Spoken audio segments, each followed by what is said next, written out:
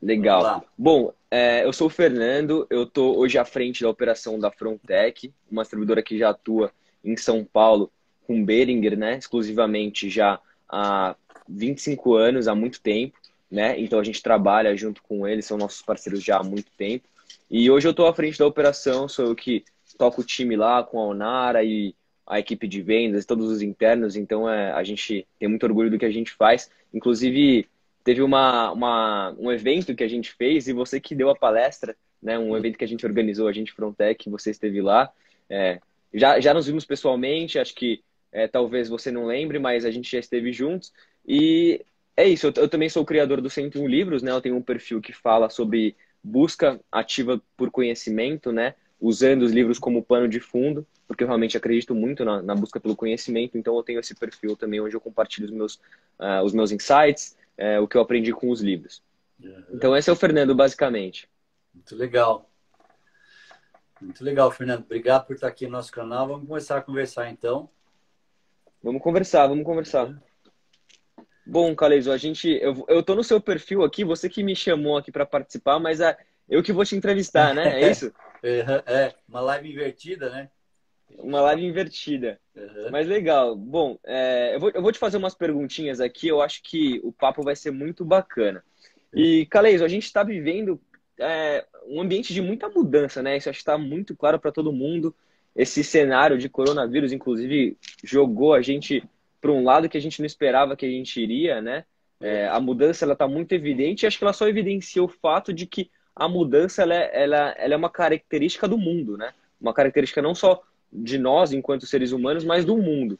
E falando sobre mudança, eu não vou entrar muito na parte de crise, eu não vou entrar no que vai ser depois. Mas falando de mudança, a gente vai falar um pouquinho de graduação, o que mudou, como é hoje, o que fez falta. Então eu queria começar te perguntando é, se a graduação veterinária, se esse mundo da veterinária ele mudou. Como que você enxerga da época lá que você se formou para hoje, você também que é hoje doutor, né?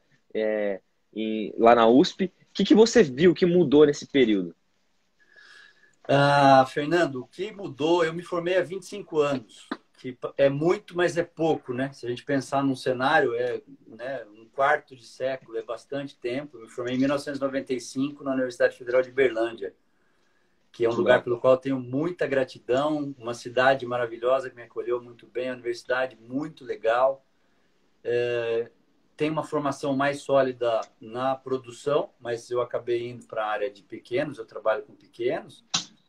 E o que mudou? Quando eu me formei, Fernando, era um cenário onde a veterinária não tinha todo esse reconhecimento que tem hoje. Era uma profissão que estava começando a ser reconhecida, especialmente no interior.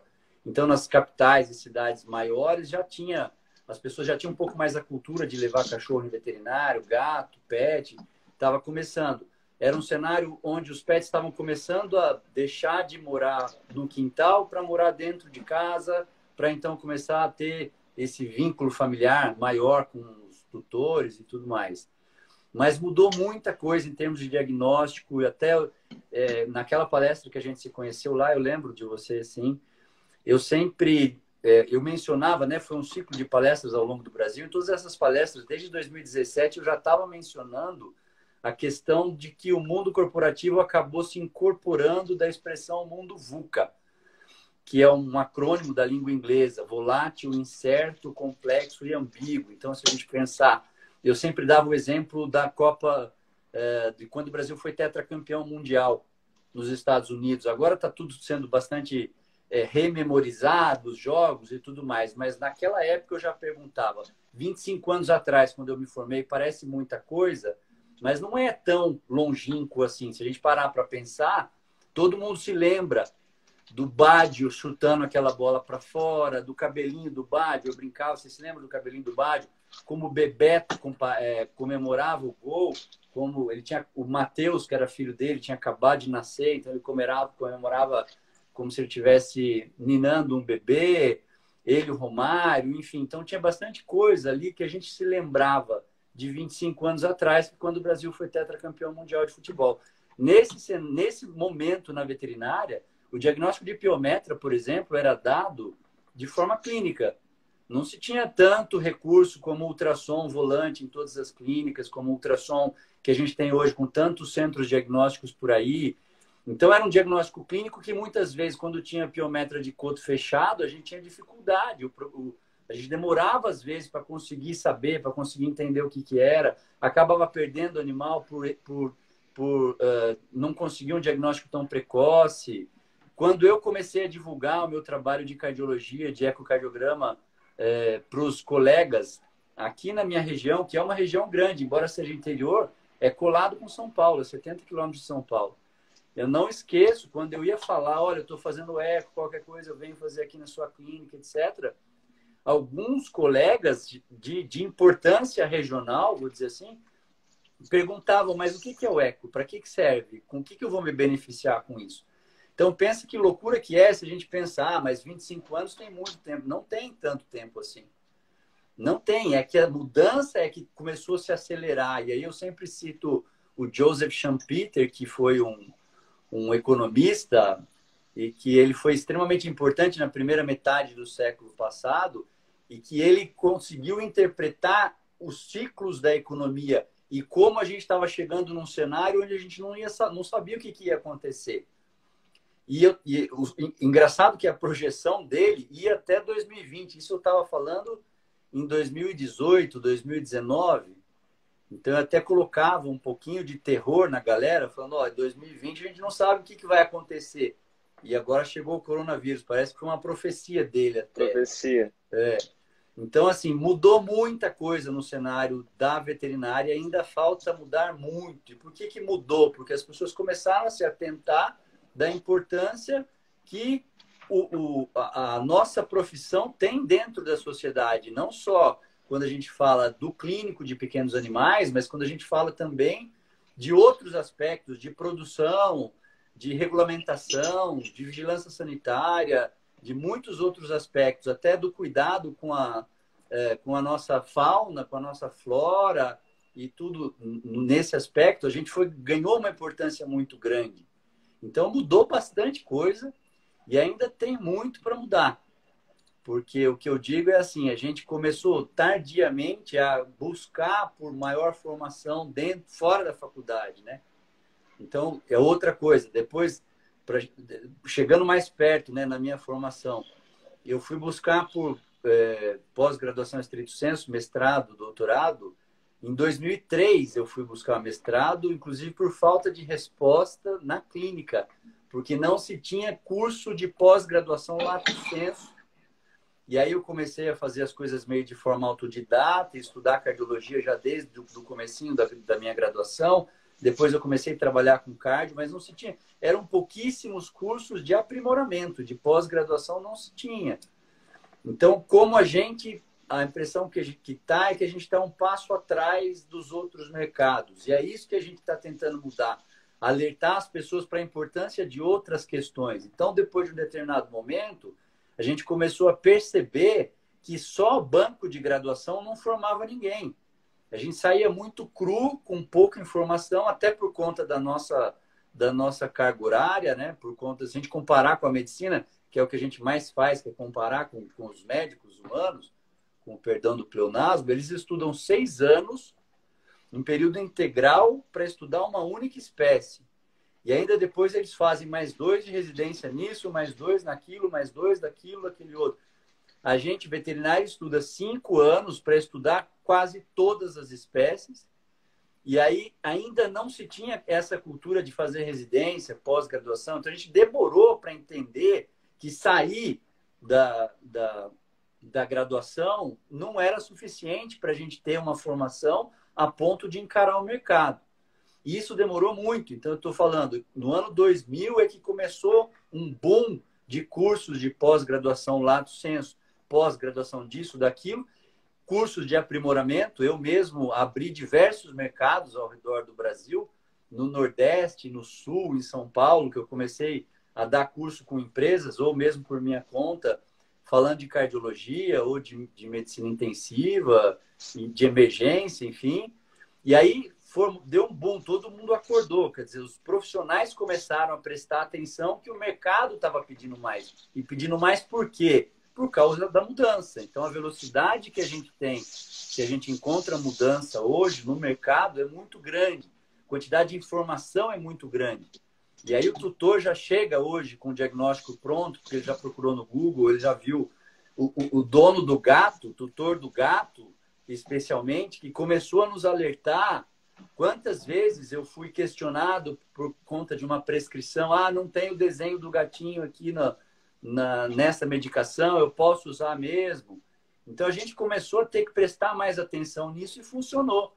Na medida que o mercado começou a nos cobrar mais, porque o animal saiu do quintal e passou a viver dentro de casa, depois passou a dormir na cama com o tutor e fazer parte da família, começou a funcionar, que a gente começou a buscar por informação técnica de forma muito rápida. Então, hoje a gente dá curso em diversos lugares de pós-graduação, cursos de aprimoramento. Tem vários profissionais que, aliás, não são ainda profissionais.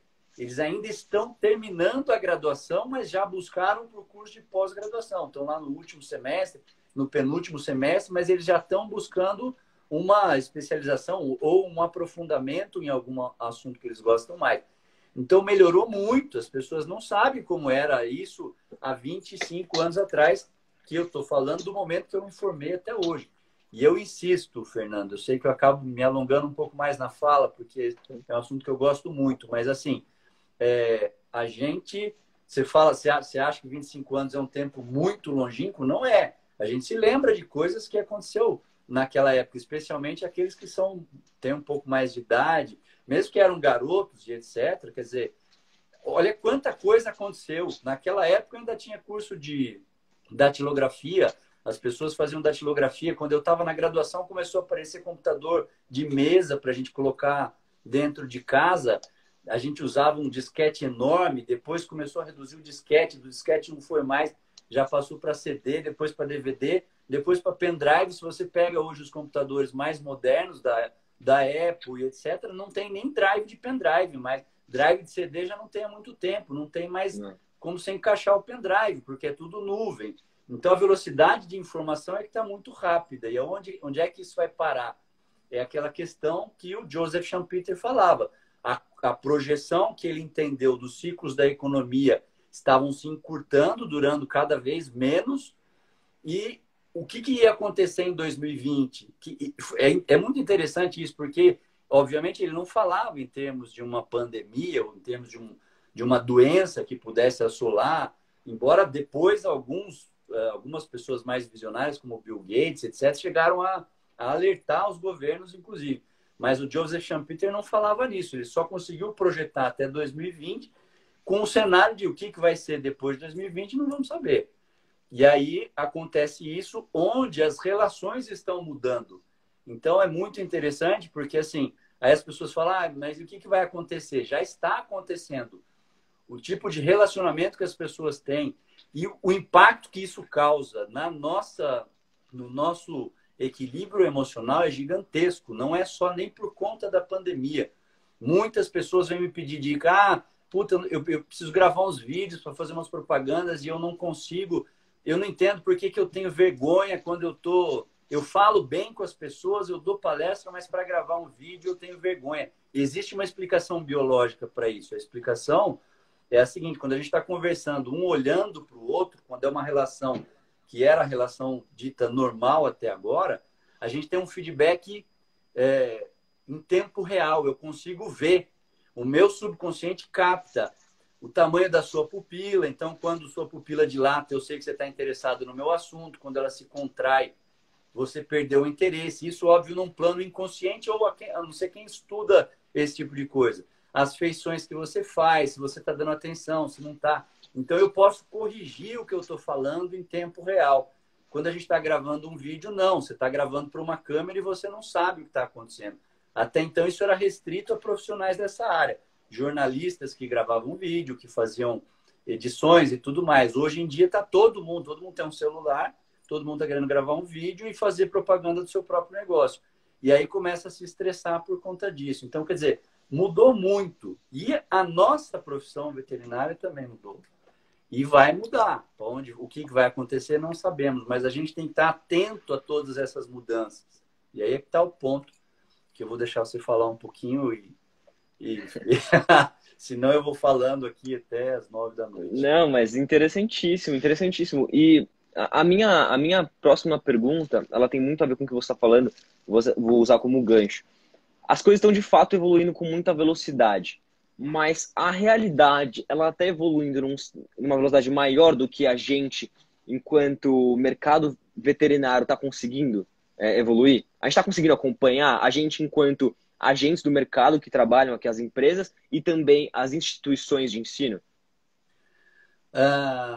Não sei te dizer, porque assim, se a gente pensar em termos de mercado, eu acho que está sendo mais rápido do que qualquer um consegue absorver. Até porque agora a gente está no meio de um processo emocional, né, Fernando? Que está nos cobrando uma ansiedade muito grande a respeito de que será que eu vou pegar a doença? Será que eu não vou?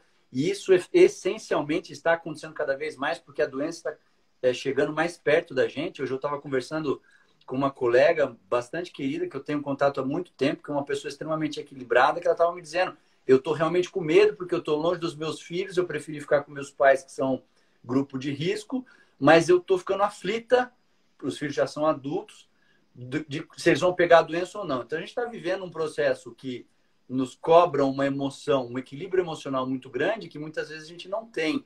E aí, saber o que vai acontecer disso no mercado como um todo, tem a questão econômica, que ninguém sabe o que vai virar esse caos econômico, que está todo mundo sem dinheiro. Mais para frente, a tendência é isso ficar mais delicado, pelo menos. Obviamente que junto com essa preocupação abrem-se as oportunidades, mas vão prestar atenção nas oportunidades aquelas pessoas que tiverem um equilíbrio emocional um pouco maior, que souberem primeiro decifrar as próprias emoções e que saibam colocar o foco onde se tem controle, porque o grande problema desse momento que a gente está vivendo é que a gente não tem controle sobre quase nada. Você não tem controle se você vai pegar a doença, se alguém da sua família é grupo de risco vai morrer. A ansiedade de você ficar dentro de casa é grande, mas se você tem que sair para atender, como muitos profissionais veterinários têm que fazer, também aumenta a ansiedade, com medo de pegar a doença. Daí o prefeito de São Paulo bota um tipo de rodízio, tira outro tipo de rodízio, agora vai vir um feriado de 6 dias prolongado para todo mundo ficar dentro de casa. É governo que muda ministro, é isso, é aquilo, é uma crise de impeachment. Quer dizer, isso vai gerando uma ansiedade muito grande que se a pessoa não tiver equilíbrio para poder colocar o foco onde ela tem controle, essencialmente, o nível de ansiedade a gente não sabe onde vai chegar. Então, mais especificamente sobre a sua pergunta, dentro do mercado veterinário, eu acho que não é nem que a gente não esteja conseguindo acompanhar. Eu acho que o grande problema é a gente ter vontade de acompanhar o mercado, porque o que se nota dentro da nossa classe, muitas vezes, é uma certa resistência tal da mudança que você mencionou. As coisas estão mudando muito rápido, mas a gente parece que não quer ver. Eu acho que talvez por ser um curso relacionado à área de biológicas, onde a gente gosta de contato com animal, com natureza, se pegar via de regra, quase 100% das pessoas que escolheram veterinária é porque gostam desse tipo de coisa. Então a gente acaba ficando um pouco alheio à questão mais cibernética, vamos colocar assim, ou essas questões mais diferentes, a não ser essa nova geração que está se adaptando um pouco melhor. O problema é que a gente está, como eu estava dizendo na primeira fala, parece que a gente está sempre um passo atrás.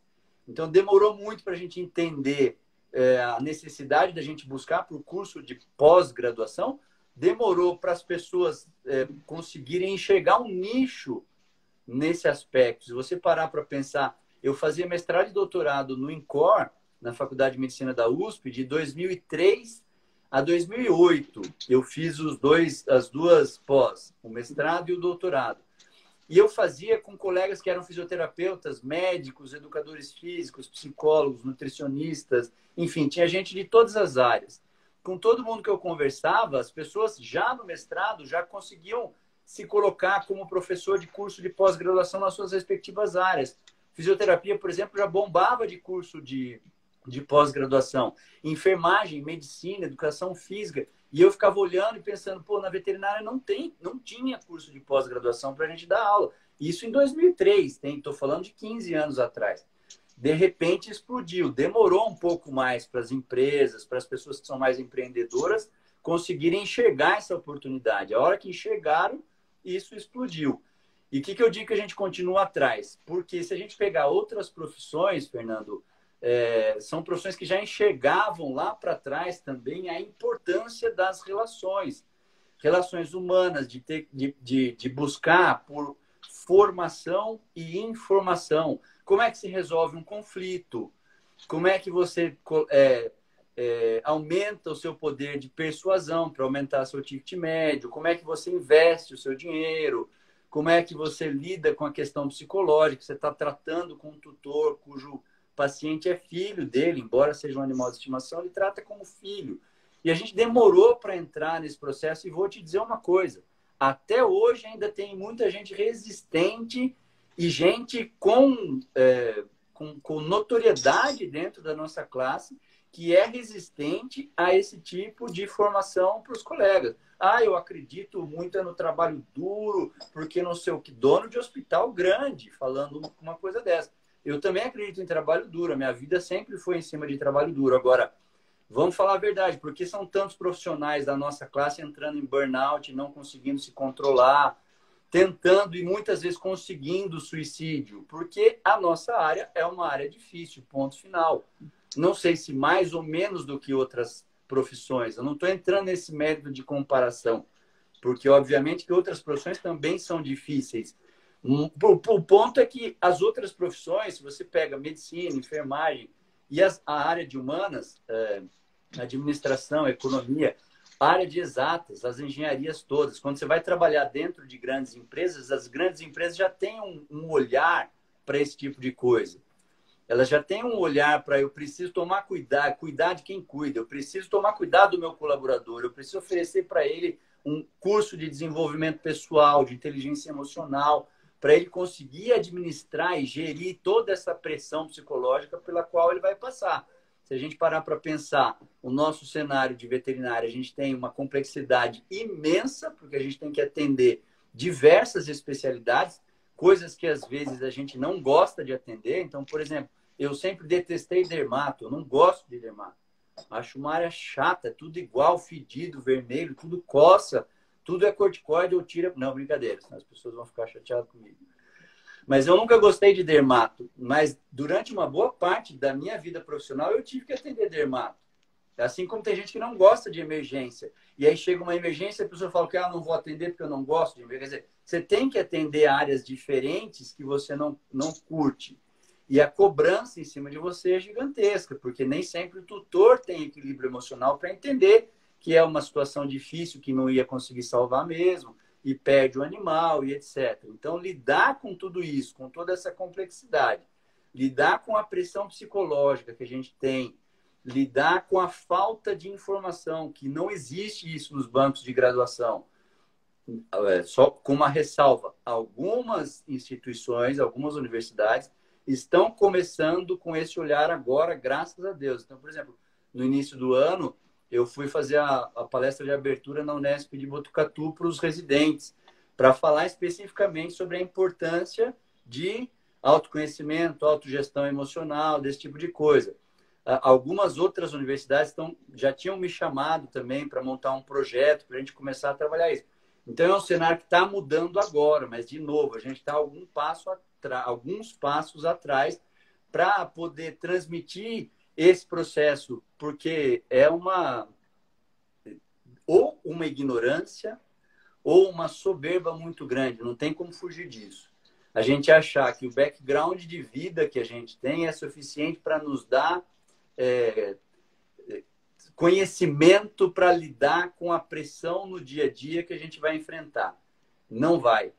Não vai. A gente sai da graduação extremamente cru, tanto do ponto de vista técnico, por isso que as pessoas já estão buscando aprimoramento e pós-graduação, e sai muito cru também com relação a aspectos de lidar com pressão, de saber lidar com conflito com o cliente. Como é que eu lido, por exemplo, com conflito de cliente? Um cliente que está me xingando, reclamando, porque não vai pagar, porque não gosta de pagar. Como é que eu lido, por exemplo, com um cliente que chega e... Doutor, é só uma olhadinha, não sabia que o senhor ia fazer uma consulta. Eu gravei um vídeo esses dias falando disso. Vou gravar uma live, fazer uma live a semana que vem, inclusive, falando especificamente disso. Por quê? porque a gente não sabe lidar com isso. Eu não sei, eu mesmo não sabia quantas vezes eu me meti em enrascada, porque a gente tem uma tendência de achar que isso é ofensivo e a gente compara, porque com o advogado não é assim, com o médico não é assim, porque que eles acham que com a gente pode ser assim. Vamos lá, algumas inverdades com outras profissões também é assim, só que a gente não tem esse entendimento.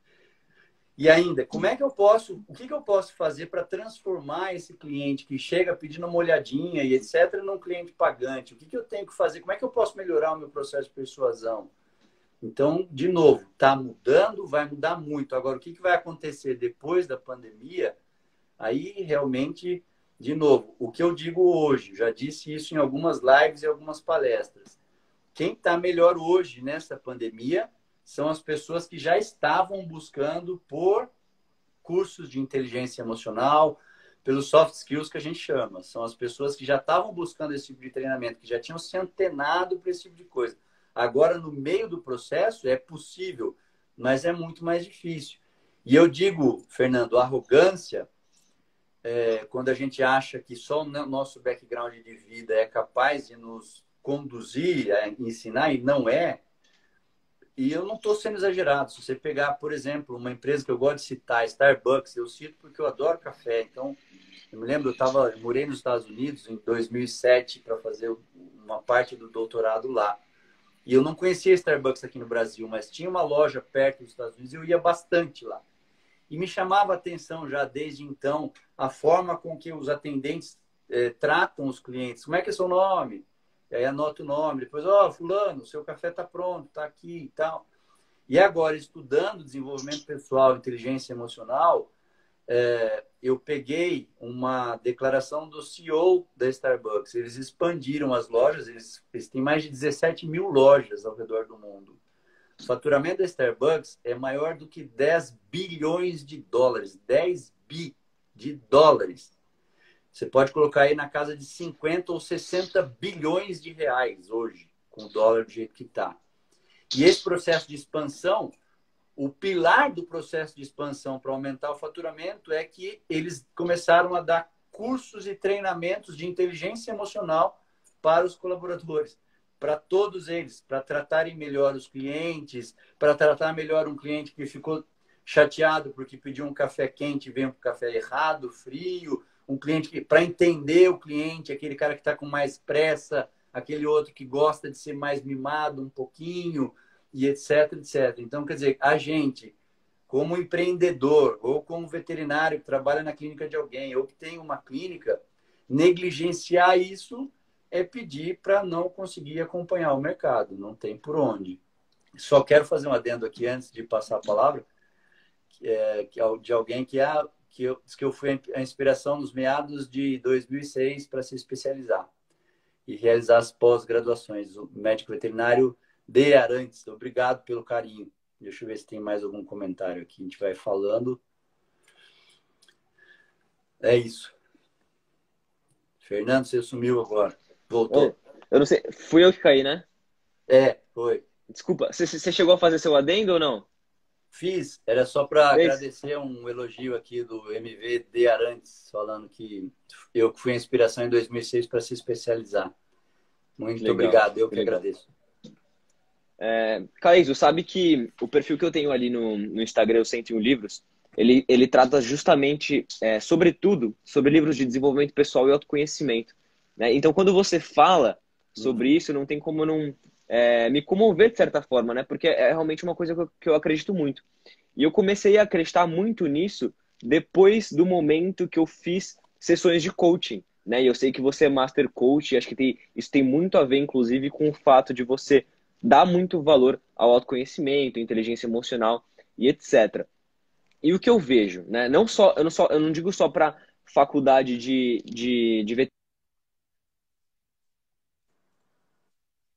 veterinária, biológicas, né? A formação é muito técnica, né? Eu fiz administração e mesmo feito administração um lugar onde você está lá para aprender sobre negócio, para aprender a lidar com cliente, teoricamente, a gente acaba não aprendendo sobre isso. Esse tipo de fato, autoconhecimento, inteligência emocional, negociação, isso não é trazido nem para o estudante de graduação de administração, pelo menos não no Brasil. Então eu vejo que é uma coisa que falta muito, mas Uhum. que no momento que a pessoa descobre que existe esse mundo e começa a explorar, ela realmente tem a capacidade de se diferenciar demais. Como você vê a introdução disso no mercado veterinário? Porque eu vejo que isso ainda está muito, acaba tendo que ser oferecido, né, por agentes terceiros às instituições de ensino formais, né?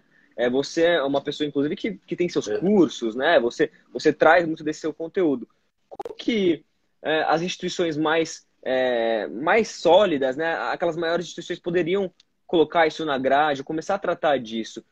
Como que a gente conseguiria trazer essa sensibilidade para as instituições? Porque eu vejo que o estudante veterinário não só poderia sair mais técnico, né, com uma bagagem maior, mas que isso seria realmente importante. E para complementar, você acha que o profissional, principalmente de veterinária, que tem esse tipo de conhecimento, que investe nesse tipo de conhecimento, se diferencia? Ele é o cara que consegue ir além?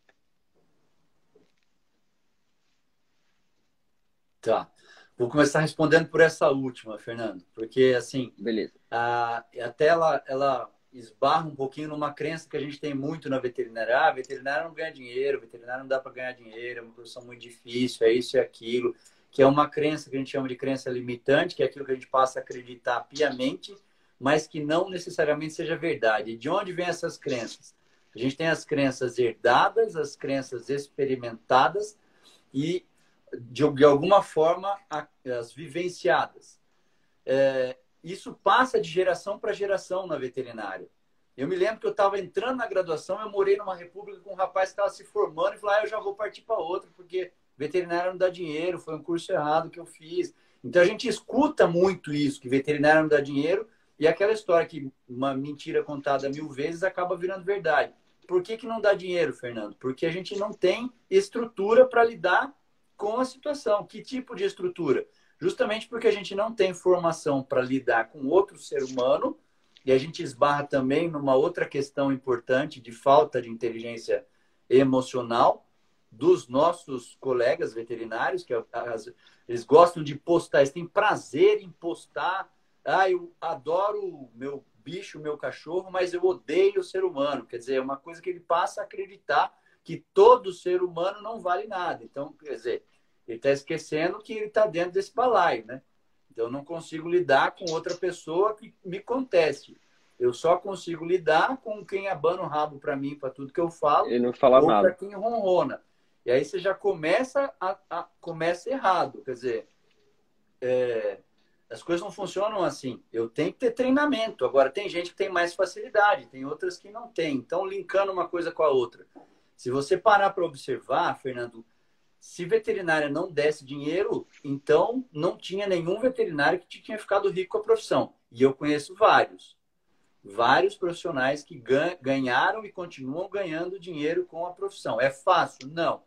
Agora, então, se tem gente que conseguiu, então a gente tem que, no mínimo, questionar essa nossa crença. Veterinário não dá dinheiro, será?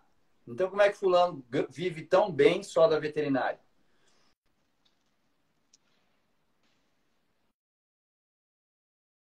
Mas é que não tem mais que.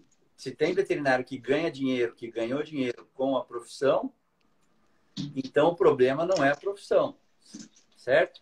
Agora, vamos Com observar o que certeza. esses profissionais fizeram, o que eles têm de diferente para ganhar dinheiro. Pode saber algum diferencial de lidar com pessoas, de empreendedorismo, de inteligência emocional, de desbravar alguma coisa. Eles têm.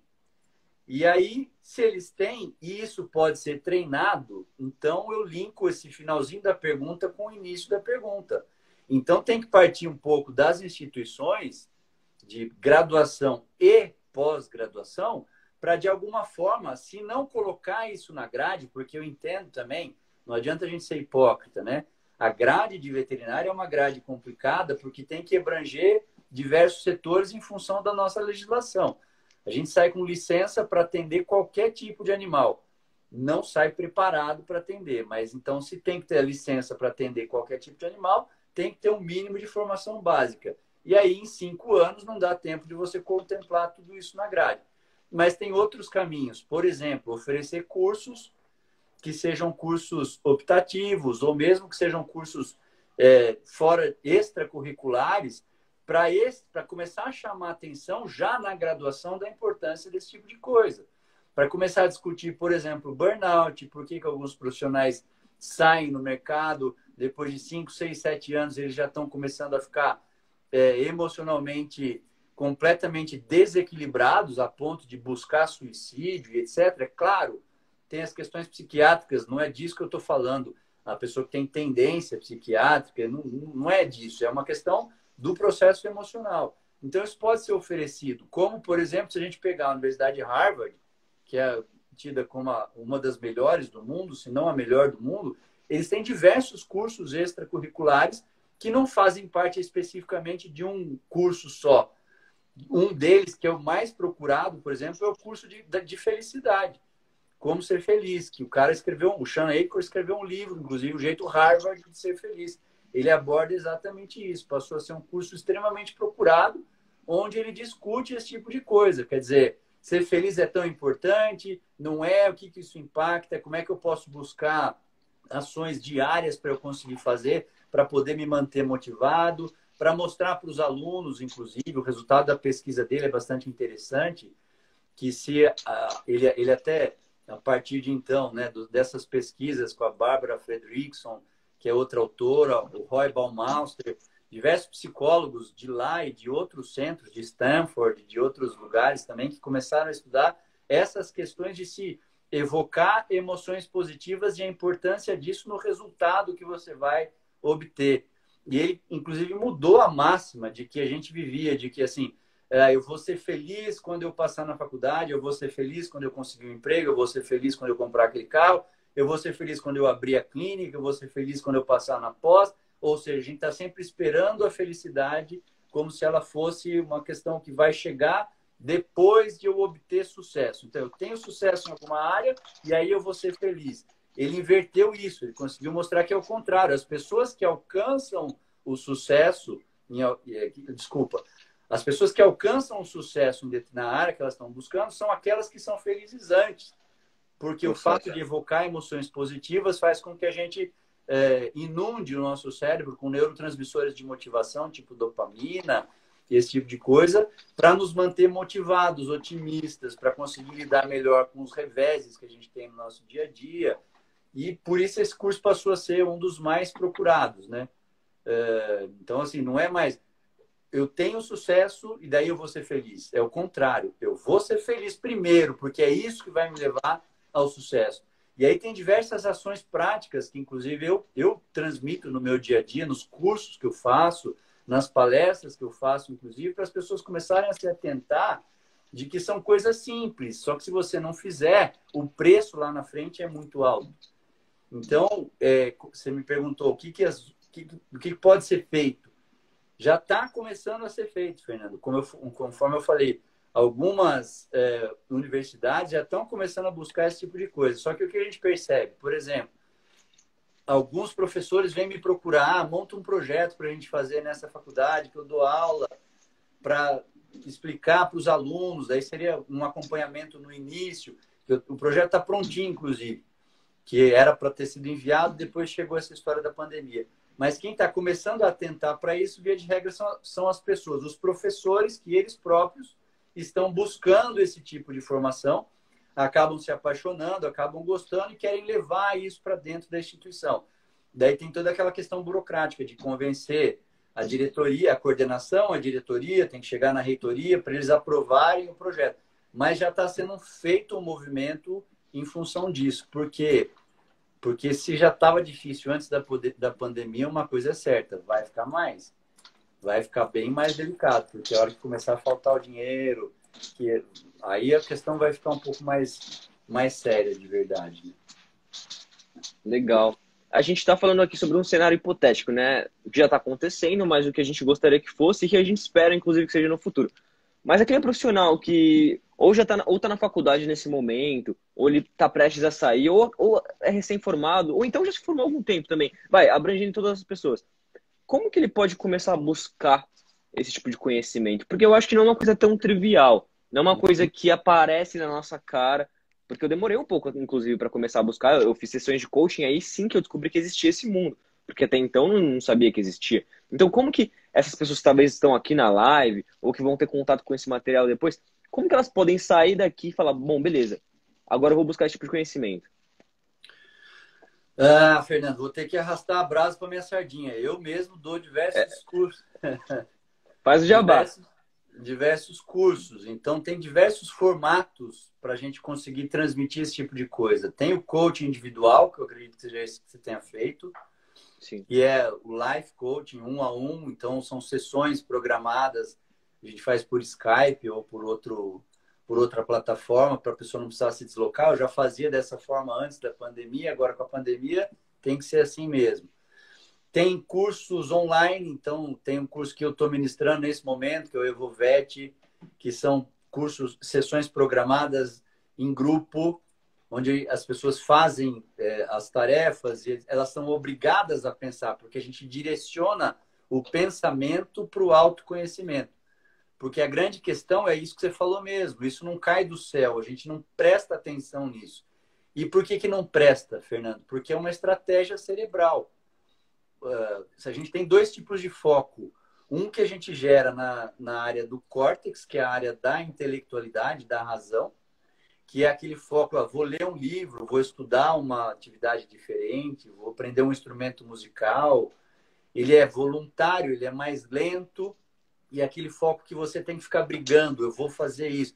Aí, de repente, você tem alguma distração, você volta a focar naquilo. Só que à medida que a gente vai fazendo 1, 2, 3, 10 vezes, vem o segundo foco. O cérebro passa a delegar essa informação para regiões abaixo do córtex, as regiões subcorticais, mais especificamente o sistema límbico, que as coisas acontecem muito mais rápidas ali. Por quê? Porque ali o gasto de energia para gerar essas informações é muito baixo.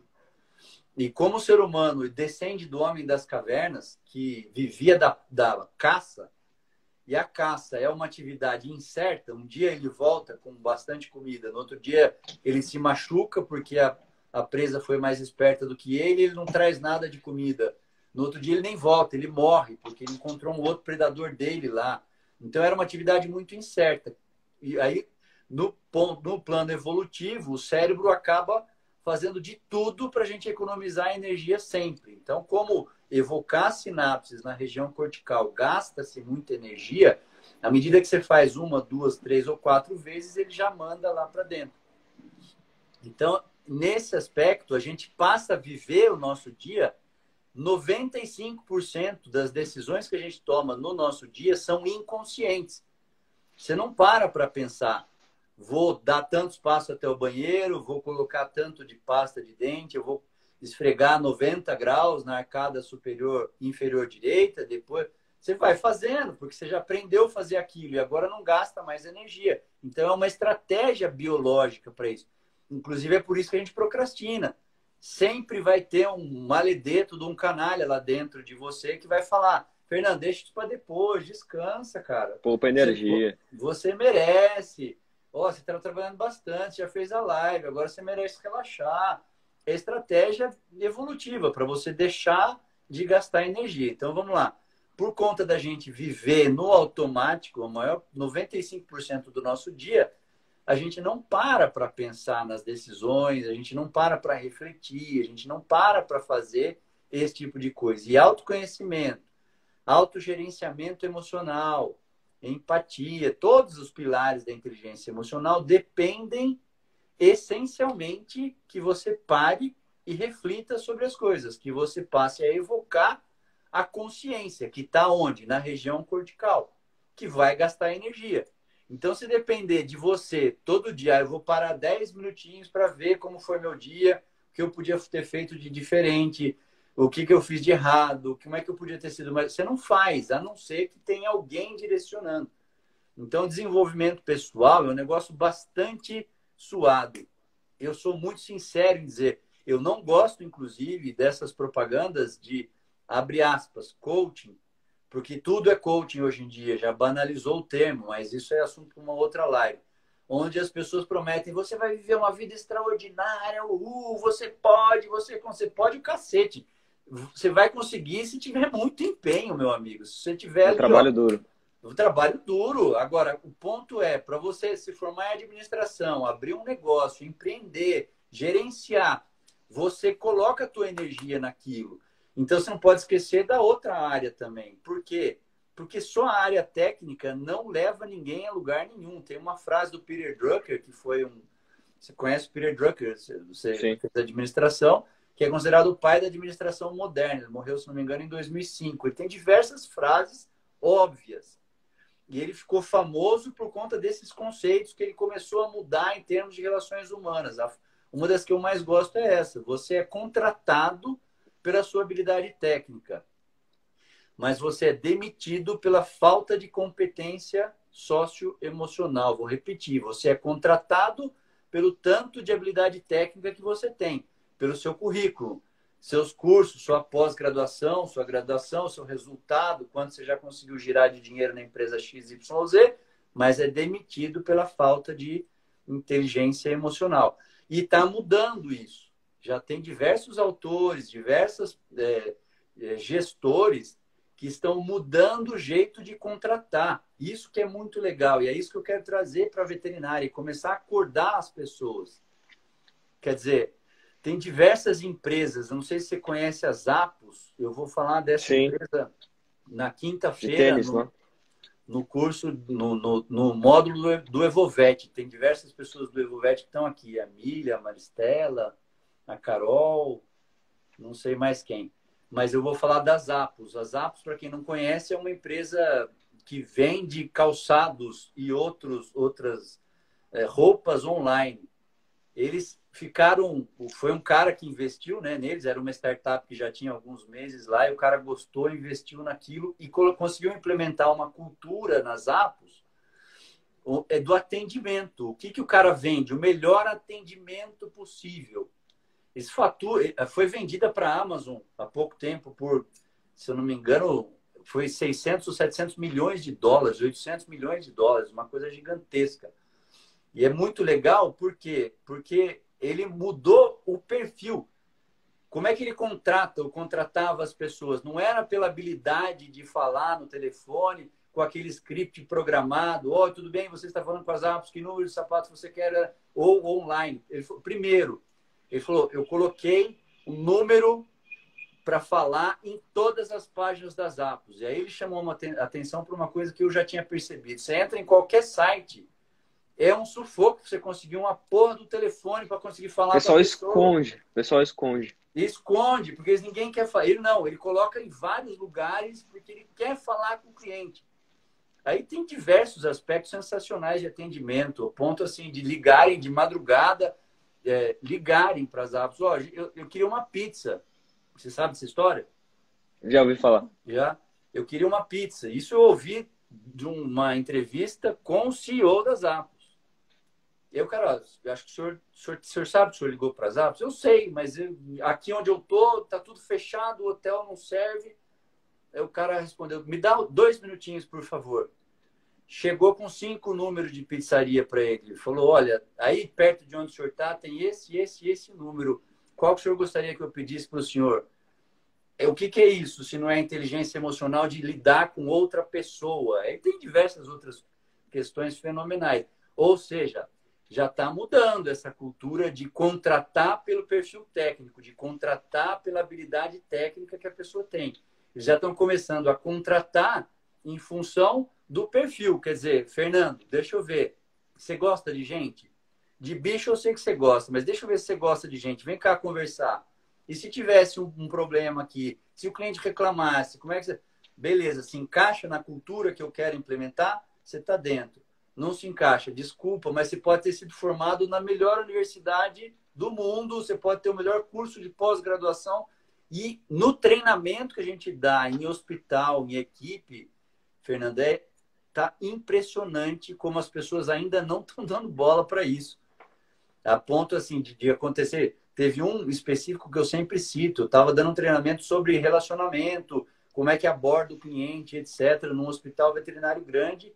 E uma das veterinárias, eu perguntei para ela, como é que você cumprimenta o cliente? Ela falou, eu digo oi. Então, eu sei, mas você estende a mão, você dá beijinho, como é que você faz? Eu digo oi. Eu não estou ali pelo cliente, eu estou ali pelo cachorro. Eu falo, Jesus, cara. Quer dizer, não tem condição de trabalhar com outra pessoa. Então, a gente tem que prestar atenção nisso dentro da veterinária cada vez mais, porque é para onde o mundo está nos levando, é relacionamento.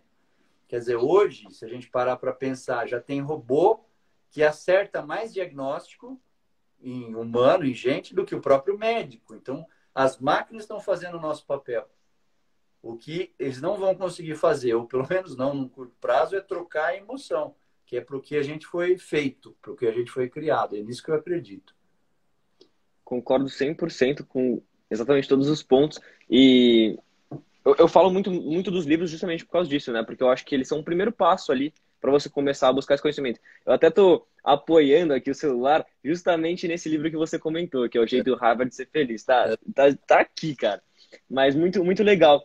E, Caleison, falando sobre inteligência emocional, sobre todas essas questões, até para a gente fechar aqui, temos mais 5 minutos aqui, eu acho que pelo fato das pessoas, de ser um gap ainda nas pessoas, principalmente na veterinária, eu vejo que isso acontece. Existem alguns conflitos de ética, né? Porque falta às pessoas justamente esse tipo de inteligência emocional e, enfim, coisas relacionadas. Como que você vê isso? Quais são os maiores gaps, os maiores conflitos de ética, os maiores problemas que você vê? E como que a gente podia tentar dar o primeiro passo para mudar? Ética é relacionamento, né, Fernando? Então, ética Isso. não é uma tabela pronta, isso pode ou isso não pode, até porque a gente está vendo como as coisas mudam e até o nosso jeito de se relacionar está mudando. Ética deveria ser um comportamento pensado em prol de um grupo, de uma convivência melhor e mais afetuosa.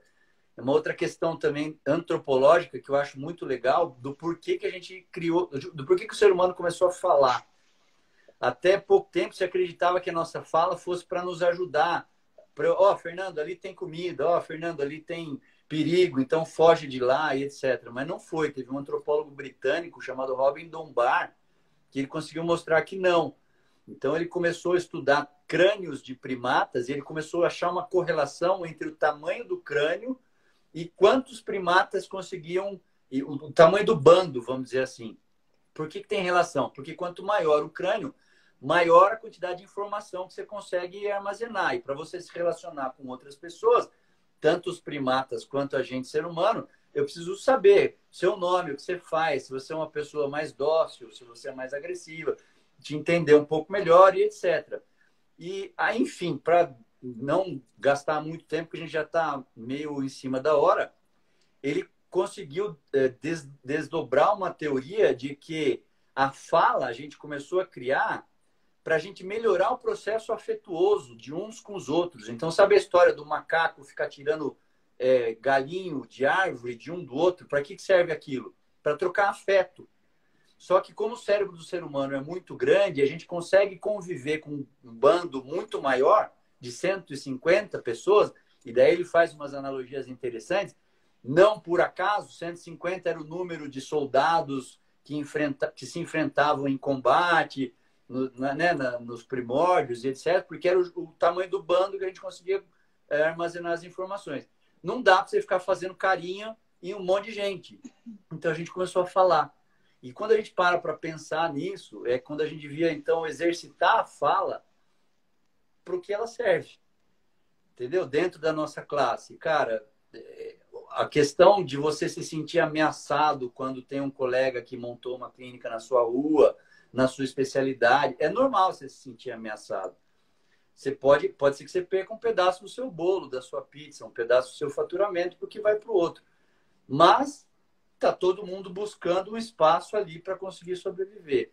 Então, se a gente começou a falar justamente para a gente se aproximar das pessoas, então que a gente use a fala nesse processo para a gente conseguir elogiar uma cirurgia difícil, um diagnóstico diferente e evitar falar mal do colega essencialmente porque eu estou me sentindo ameaçado porque ele montou um estabelecimento perto do meu, que vai ser meu concorrente, etc. Ele é meu colega. Agora, para a gente chegar nesse estágio, a gente tem que desenvolver uma série de outras questões. E uma delas é entender o nosso próprio valor. E aí é que entra, de novo, o desenvolvimento humano, desenvolvimento pessoal.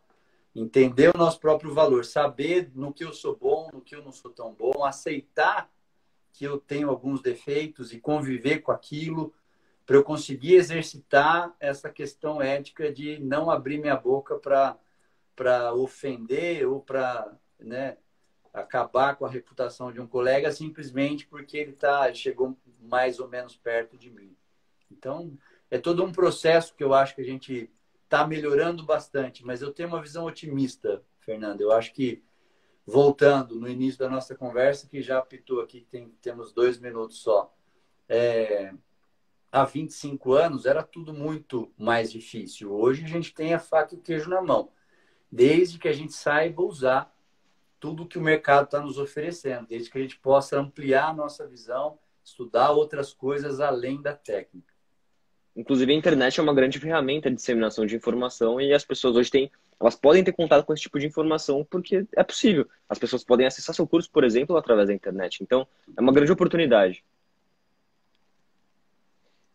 Bom, Calê, é isso mesmo. Voltando na questão de entrevista invertida, eu estou aqui na sua live, mas eu queria agradecer de verdade o papo. Foi realmente super produtivo. Eu estou muito feliz de ter estado aqui com você. E fico à disposição também. Espero encontrá-lo pós-pandemia para a gente conversar pessoalmente. A gente gosta do mesmo assunto aqui, então a gente ficaria horas conversando. Então, foi um prazer, foi um prazer. Obrigado mesmo.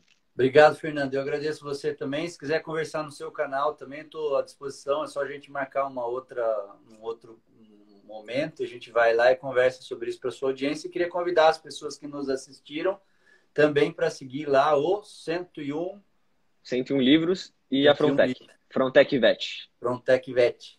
Muito obrigado, Fernando, pela conversa. Obrigado, Calê. Obrigado a todos que nos ouviram também. Fernando, maravilha. Valeu. Obrigado, Calê. Um abraço. Boa noite. Um grande abraço. Obrigado. Tchau, tchau. Tchau, tchau.